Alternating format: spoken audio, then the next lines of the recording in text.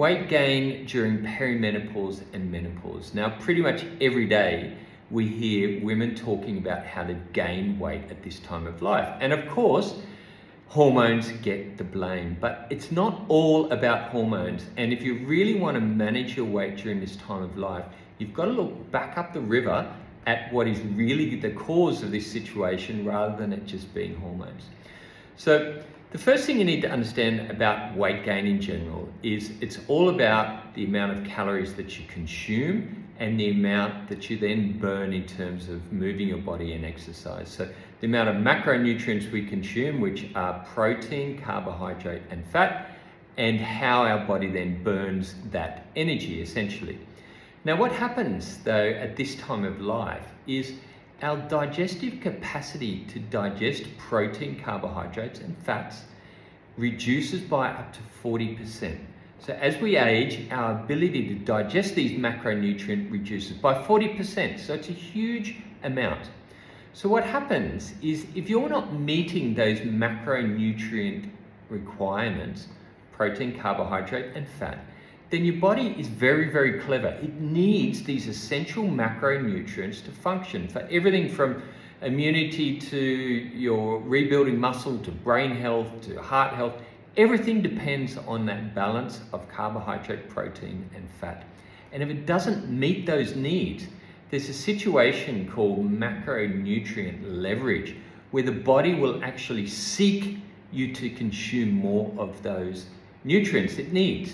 So without you even realizing, your body will upregulate your appetite to consume more so it can meet those requirements. But the problem with that is to meet those requirements, you've got to eat about 40% more than you actually need. So you're getting the calories, but you've got more of these calories to meet those macronutrient requirements of protein, carbohydrates, and fats.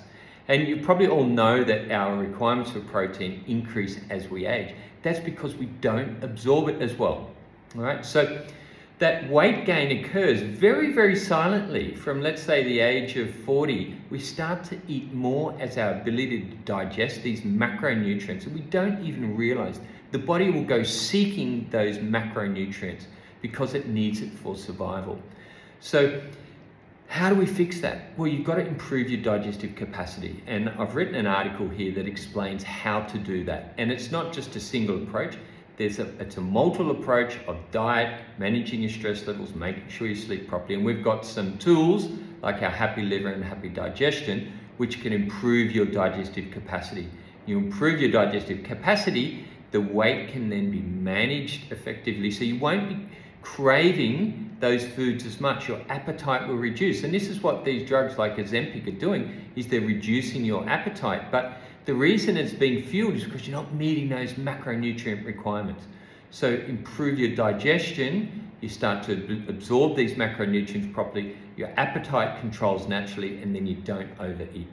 Okay, so the hack around that is just to over-exercise, but nobody wants to be doing that, and it becomes harder as we get older. So focus on your digestion, use the tools that we have, eat healthily, and make sure you get a balance of protein, carbohydrates, and fats, and see this weight management as a long-term situation, not a quick fix. There's no such thing as a quick fix, because for every kilo that you lose quickly, the studies show that you'll regain that and more.